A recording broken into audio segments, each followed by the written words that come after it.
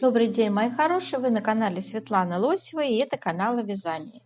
И сегодня я к вам пришла с вот такой моделью, очень модный и простой жилет.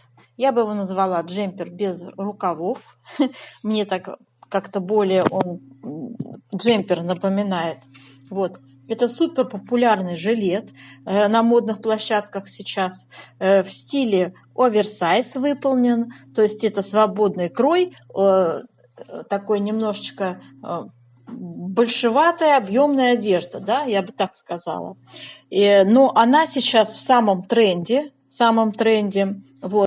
Этот стиль на пике популярности именно сейчас в наше время. Очень много моделей создается в этом стиле. Рисуются вот такие модные образы. Давайте я вам покажу спиночку. Вот такая спиночка у нас. Вот так, видите? То есть создать вот этот модный образ в сочетании вот с этими какими-то дополнительными аксессуарами, да, посмотрите, как это красиво смотрится. Но это просто привлекает внимание. Вы в любом возрасте, в любом размере будете выглядеть весьма-весьма элегантно, весьма как-то вот так вот, знаете, привлекать внимание и модно. Выполнен этот жилет в разных цветах. Предлагается он на модной брендовой площадке от Shein. Вот. И мы будем сегодня с вами вязать. Я расскажу, как связать этот жилет. Узор довольно простой, вы видели, я вам приближала. Да? Давайте посмотрим сейчас цветовую гамму, которую нам предлагает брендовый магазин Shein. Вот. И вы уж сами определитесь, какой цвет. Цвет, который буду предлагать вам я, думаю, что он вам тоже будет приятен. Многим, во всяком случае. Мне он очень понравился. Дорогие рукодельницы, я очень рада, что вы зашли на мой канал. Если вы впервые на моем канале, пожалуйста, не забудьте подписаться. На моем канале много интересных мастер-классов по вязанию спицами и крючком, и их будет еще больше. Вы будете узнавать о новинках моего канала сразу же. Не забудьте поставить лайк под видео, это поднятый вверх пальчик. Ваши лайки повышают рейтинг видео, и это не пустые слова. И к тому же, так видео попадает в вашу папочку понравившихся, и вы никогда его больше не потеряете. Вот такое цветовое решение предлагаю вам я. Вот он у нас эти ромбики, мелкий узорчик. Почему я сказала, что он будет хорошо смотреться в любом размере? Потому что узор мелкий, несложный. Вот. И вот эта вся мелкость, она, и еще свободный крой, при правильных так сказать, выборе одежды, то есть это какие-то должны быть брючки, я так понимаю, и в общем, вы будете просто супер-супер красавицей, на мой взгляд.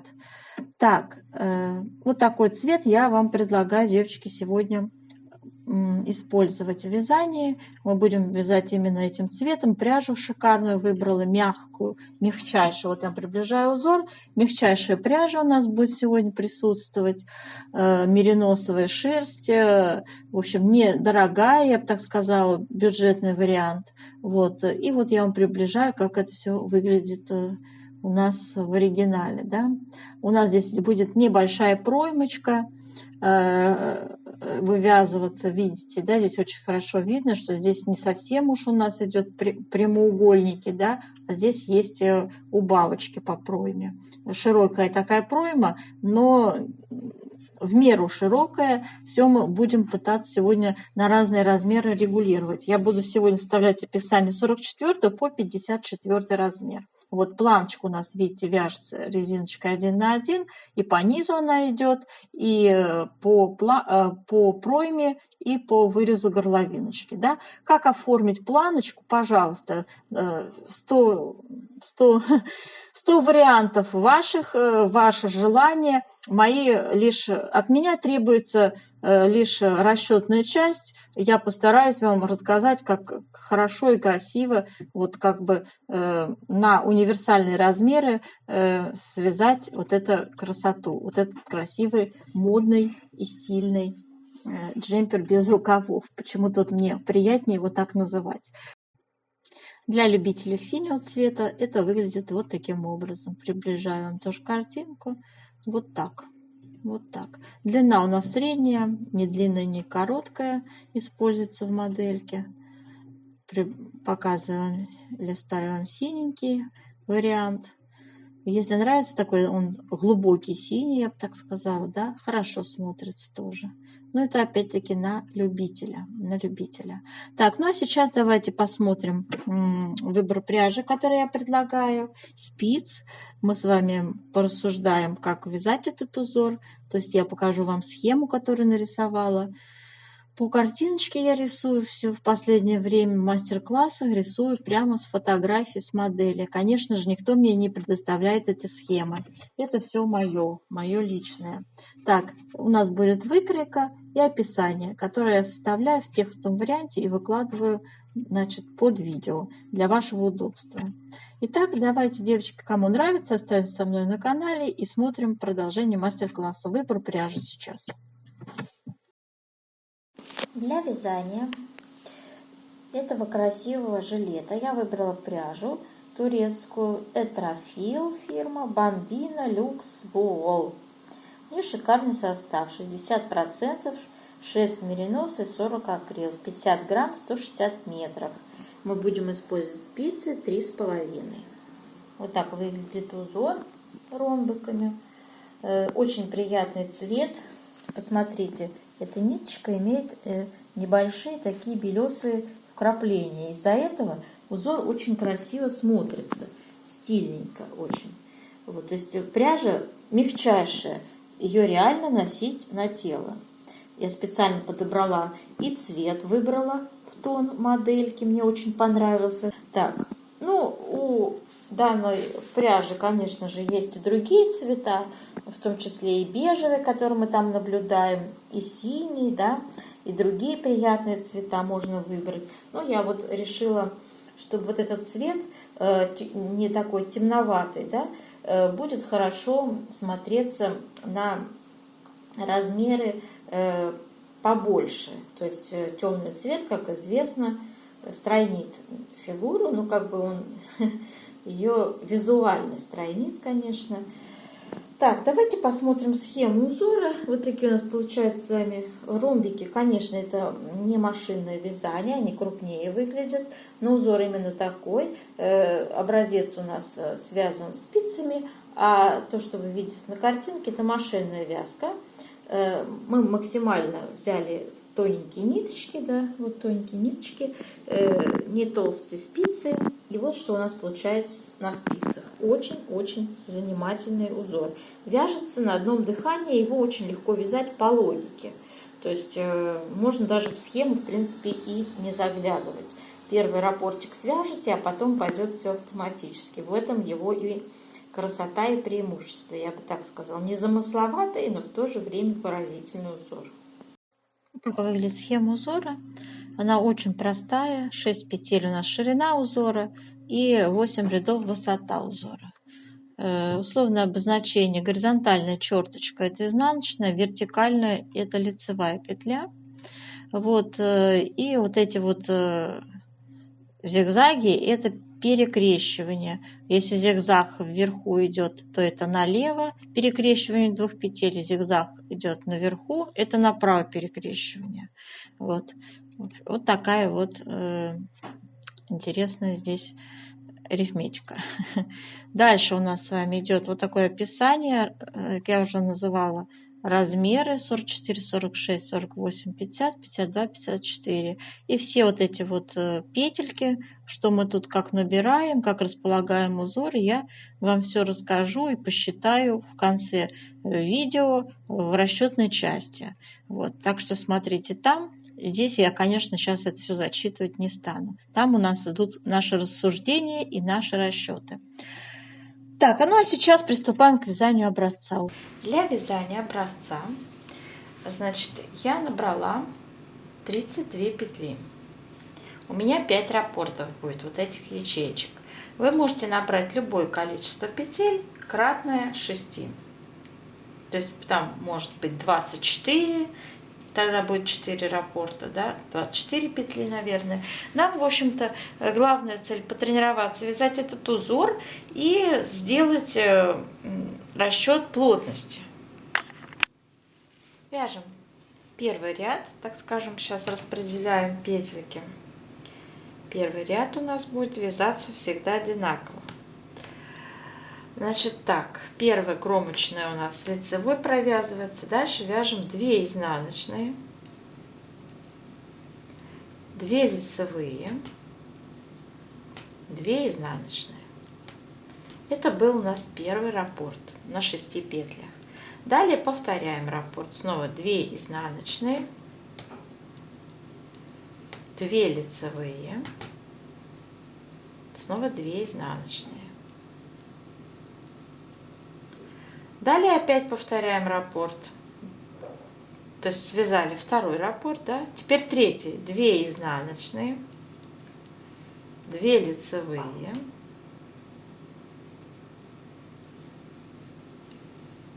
2 изнаночные. Еще один раппорт связали, еще вяжем раппорт, 2 изнаночные, 2 лицевые, 2 изнаночные. Ну и последний раппорт вяжем. Снова 2 изнаночные, 2 лицевые, 2 изнаночные. Кромочную вяжем изнаночные. Так, переворачиваем наше вязание и все четные ряды вяжем, как смотрят петли. Третий ряд у нас с вами идет. Третий ряд вяжем. Первый раппорт вяжем. Первая петля изнаночная. Следующие 2 петли меняем местами. Мы их будем перекрещивать направо. Меняем местами следующим образом. Сняли 2 петли на правую спицу. Первую петлю за работой оставляем. Вот эту вот петлю высвобождаем и перед работой ее размещаем. И вяжем первую петлю, которая стала первой петлей, лицевой, за работой изнаночной. Следующие 2 петли перекрещиваем налево. Первая петля перед работой, изнаночная за работой. Вот так поменяли их местами. И далее изнаночную вяжем изнаночной, лицевую вяжем лицевой. И еще одна изнаночная осталась в раппорте. Связали наши 6 петель. Второй раппорт также вяжем изнаночная, меняем местами 2 петли, перекрещиваем их направо. Первая за работой, вторая лицевая поверх нее вяжем лицевая изнаночная. Следующие 2 петли снова перекрещиваем налево. Первая петля перед работой, вторая за работой, поменяли местами, провязали изнаночная, лицевая, изнаночная. Еще один раппорт связали. Повторяем самостоятельно следующие раппорты. Четвертый ряд мы связали, как смотрят петли, и сейчас у нас 5-й ряд. 5-й ряд вяжем. Перекрещиваем 2 петли направо, меняем их местами. Изнаночная за работой, лицевая поверх нее. Вяжем лицевая, изнаночная.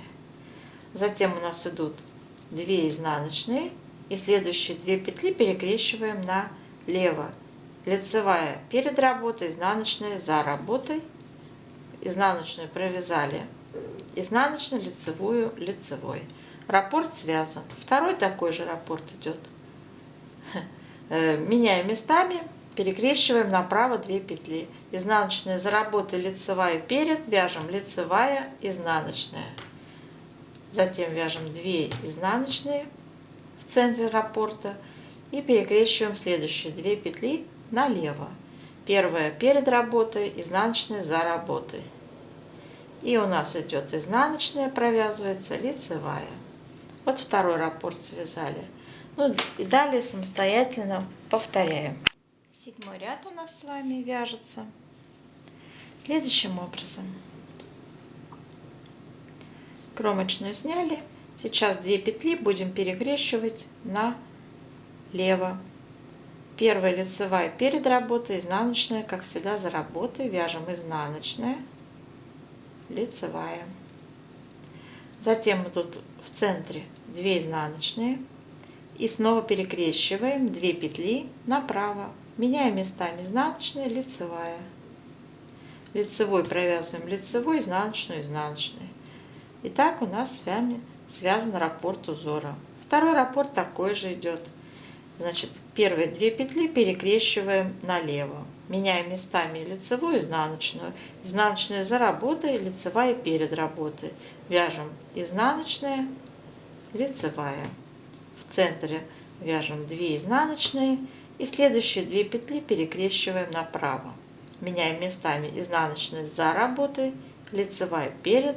Вяжем лицевая, изнаночная. И далее повторяем самостоятельно 9 ряд. Вяжем. Первая идет изнаночная, следующие 2 петли перекрещиваем направо, налево, то есть первая перед работой, изнаночная за работой. И вяжем изнаночная, лицевая. Следующие 2 петли перекрещиваем направо, меняем местами изнаночная за работой, лицевая перед. Поменяли местами, провязали лицевая, изнаночная. И в раппорте еще одна изнаночная. Вот таким образом связали раппорт. Второй раппорт также вяжется изнаночная, перекрещиваем 2 петли налево, первая петля перед работой, вторая за. И провязали их как изнаночная, лицевая. Следующие 2 петли перекрещиваем направо, меняем их местами. Первая петля за работой, лицевая перед работой, вяжем лицевая, изнаночная. И еще одна изнаночная осталась. Итак, повторяем, девочки, до конца ряда. Итак, девочки, раппорт у нас с вами связан. Он составляет у нас высоту 8 рядов. То есть сейчас у нас повтор будет с 3-го ряда. Снова с 3-го ряда. Не с 1-го, а с 3-го. И я вам показываю снова новый раппорт. Начинаем высоту вязать. Ну, я покажу вам первый ряд, затем самостоятельно. Зачем нам повторяться, да? Просто может кому-то тяжело понять. 3-й ряд вяжем, помните, да? Мы вязали первая петля изнаночная, а затем 2 петли перекрещиваем направо. Мы меняем местами изнаночная за работой, лицевая перед. И вяжем лицевая, изнаночная. Следующие 2 петли перекрещиваем налево. Снимаем 2 петли, первая перед работой, изнаночная за работой, поменяли их вот так местами и вяжем как изнаночная, лицевая. И еще одна изнаночная осталась. Итак, раппорт связан. Второй раппорт вяжем снова изнаночная, перекрещиваем 2 петли направо, меняем их местами, изнаночная за работой, лицевая перед. Вяжем лицевая, изнаночная. Следующие 2 петли перекрещиваем налево, меняем их местами. Первая лицевая перед работой, изнаночная за работой, поменяли их местами, провязали изнаночная, лицевая. И еще одна изнаночная осталась. По поводу, часто спрашивают, как я вяжу за передней, за задней стенки, классическим бабушкиным способом. Знаете, я вяжу и так, и сяк, да? Скажем так. То есть я всегда автоматически поворачиваю петли так, чтобы они смотрелись как классическая лицевая, как классическая изнаночная. То есть для меня все равно, что за переднюю, что за заднюю стенку. Некоторые узоры требуют, чтобы обязательно был за переднюю стенку, некоторые, чтобы за заднюю, да. То есть, девочки, как вам удобнее, так вы и вяжите. Главное, чтобы петельки у вас были правильно развернуты, да, правильно. Не скрученные, не перекрученные, а правильно развернутые. Сейчас мы продолжаем с вами вязать следующий раппорт. Самостоятельно вяжем. И довязали с вами 3-й ряд до конца. Дальше будем самостоятельно вязать, повторять раппорт, высоту. Если вы считаете, что вам достаточно такой величины узора для того, чтобы сделать расчет плотности, оставляйте так.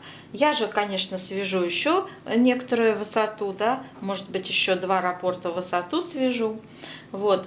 Не забываем о том, что раппорт у нас идет с 3 по 9 ряд, вернее, по 10, с 3 по 10 ряд, то есть это 8 рядов в высоту, вот, повторяется. А первый ряд у нас был, так скажем, ну, как подготовительный, что ли, да, он только один раз провязывается в самом начале вязания. Так, а все, значит, изнаночные ряды у нас являются, как смотрят петли мы вяжем, по рисунку, то есть. Так, ну, а сейчас довяжу, и мы с вами будем делать влажную тепловую обработку образца и расчет плотности. Итак, сейчас у нас влажная тепловая обработка. Мы будем горячим паром проводить влажную тепловую обработку. Итак, тянем наш образец. Он во влажном состоянии сейчас. Мы его энергично тянем в разные стороны, по вертикали, по горизонтали.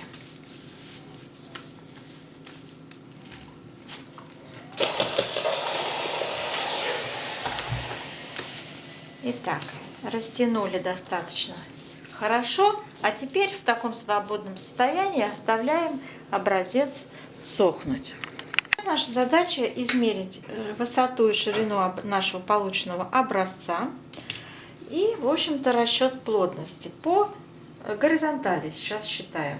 Измеряем ширину нашего образца. Вот как он лежит свободненько, мы измеряем. Значит, вместе с кромочными у меня 15 сантиметров. Мы набирали 32 петли. Правильно? 32 делим на 15. Получается циферка 2,1. Надо обязательно записать, чтобы не забыть. Пишем в 1 сантиметре 2,1 петель. Это наша плотность по горизонтали. По вертикали делаем вот таким образом измерение. Вот наш образец лежит, да, мы измеряем его длину. У меня 11 сантиметров, и здесь у меня 3 раппорта по 8 рядов, то есть 24 ряда. И помните, мы вязали с вами один подготовительный ряд, так скажем, да, который тоже 2 ряда. То есть 26 рядов. 26 рядов делим на 11 сантиметров. Получаем плотность 2,35 сделаем сотых по вертикали. Запишем. Итак, начнем работу с вами по расчету петель. Так, значит, вот такая у нас простейшая выкройка. На модели я разглядел небольшую пройму, не глубокую. Вот такой, знаете, ну, все равно, если когда мы свяжем планку, у нас здесь будет как бы вот такой вот прямоугольничек формироваться вместе с планкой, да. Так, ну давайте с вами, значит, начинаем, как всегда, с выбора ширины спинки и переда. Они у нас вяжутся снизу вверх. Начинается все с планки, связанной резиночкой 1 на 1, и далее распределяется узор. На скольких петлях, сколько петелечек набираем. Значит, для 44-46 размера я взяла ширину спинки и переда 52 сантиметра. Это свободный крой, это приемлемая ширина. Получается в петельном эквиваленте 110 петель. Что это за 110 петель? Смотрите, 52 сантиметра я умножаю на нашу плотность, которую мы с вами только что определили по горизонтали, 2,1 на 2,1, да? Вот у меня получается 109 петель. Ну, мы, конечно, округляем, 110 петель берем. И как распределяем раппорты? 110 петель мы делим с вами на число петель 6. Это число петель нашего раппорта, ширина его, да, делим на 6, получаем 18 целых раппортов. Значит так, у нас получается 18 раппортов плюс 2 кромочные. В сумме это 110 петель. Второй размер у меня идет 48-50. Для него я беру ширину спинки 58 сантиметров. И в петельном эквиваленте это 122 петли. Это 20 раппортов по 6 петель плюс 2 кромочные. Для размера 52-54 ширина спинки 63 сантиметра. В петельном эквиваленте это 134 петли. И это, девочки, 22 раппорта плюс 2 кромочные. 22 раппорта по 6 петель. Вот так все просто это объясняется. Далее, на вырез горловины, ну вот я взяла среднюю величину 11 сантиметров, вырез горловины, да, умножаем, ну это 22 сантиметра, если целиком брать ширину. 22 сантиметра умножаем на плотность 2,1. У меня вот получается на маленький размер я взяла 44 петли, на средний размер 46 и на 52-54 я взяла 48 петель. Сделала небольшую пройму на 3,5 сантиметра глубиной на все размеры. Это, в общем, 8 петель. И все, что осталось, остались петли плеч. Первый размер у меня при всех вычитаниях получился 25 петель, 30 и 35 на большой размер. Это плечи. Все, что остается. Все это описание вы увидите под видео. Затем, сейчас понятие ввожу вертикальной плотности. Вертикальная плотность обязательно должна присутствовать в наших расчетах. Все вертикальные величины, которые выражены в сантиметрах, мы будем обязательно переводить в ряды. То есть, вот смотрите, если у меня длина изделия 59 сантиметров, я взяла не длинную, не короткую, то есть что-то среднее на средний рост, опять-таки. Эта величина, конечно же, должна быть ваша индивидуальная, по вашим предпочтениям и по вашей фигуре должна быть. То есть это я вам сейчас показываю, это учебный материал, как это нужно все рассчитать, да? Если в идеале все совпадает, то вообще замечательно. Итак, смотрите, берете длину свою, вычитаете планку 8 сантиметров и вычитаете пройму. Пройма у нас с вами будет на первый размер я взяла 21, на второй 22 сантиметра, на третий 23 сантиметра. Вот. И все, что у вас остается в разнице, это вот у меня это 30 сантиметров. Да? 30 сантиметров. Там потом идет 29, да, и 28 сантиметров в зависимости от размеров. Так вот, здесь будут ряды. 29 сантиметров вы должны также умножить на вертикальную плотность, получить ряды давайте умножим. 29 мы умножим на нашу плотность по вертикали 2,35 и получим 68 рядов. Да? И то же самое мы проделываем с третьим размером, 66 рядов получаем. Все это выражается в рядах, и мы вяжем исключительно руководствуясь рядами, а не сантиметрами, измеряя длину. Вот так. Для чего мы это используем? Ну, дело в том, что после стирки изделие вытягивается, и оно может стать длиннее, чем мы хотели бы. Да? А тут вы видели, когда я измеряла плотность, я его очень энергично тянула в разные стороны, чтобы сымитировать то, как изделие после стирки будет выглядеть. Это все испытал наш образец с вами на себе. Так, ну, в общем, здесь на все сантиметры идут ряды, то есть вот у меня, например, вырез горловины по переду, 8 сантиметров его глубина, и я сразу перевела 18 рядов. Да? То есть все это обязательно нужно учитывать, ряды. Ну, в принципе, все, что я хотела вам по расчетной части сказать, я сказала. Описание будет выложено под видео.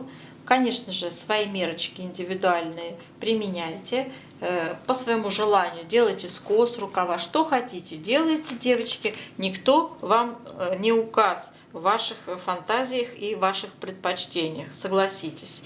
То есть я вам даю такой как бы учебный материал усредненный, да, а вы из него можете сделать супер конфетку. Так, ну что вот останется после того, как вы все свяжете, эти две детали, вам надо будет сделать плечевые швы, на планку сделать, связать планку, поднять петельки. Как это сделать, я показываю, у меня есть обучающий видео-мастер-класс. На примере посмотрите под видео, будет все ссылочки выложены. Так, и в общем-то поднимайте, вяжете приблизительно на высоту 3 сантиметра резиночкой 1 на 1. Здесь по пройме то же самое, делайте боковые швы и по проймам тоже набираете, также поднимаете петельки и тоже на где-то 3 сантиметра делаете планку. Сколько петель поднять, не буду вам советовать, поскольку это довольно-таки такая вещь, которая практически должна обязательно испытываться, да.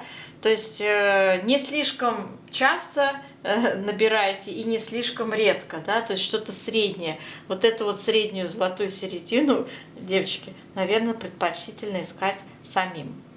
Вот.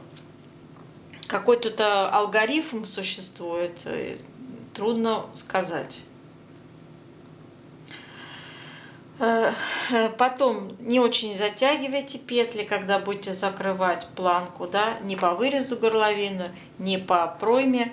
Петли, как вы видели у модели, не слишком сильно затянуты. Можно применить эластичный край при закрытии петель, вообще будет супер смотреться. Так, ну и все. На этом, наверное, я свою расчетную часть завершаю. Я желаю вам удачи, чтобы вы связали такую красоту себе и стали модные и очень довольные жизнью. До новых встреч, мои хорошие!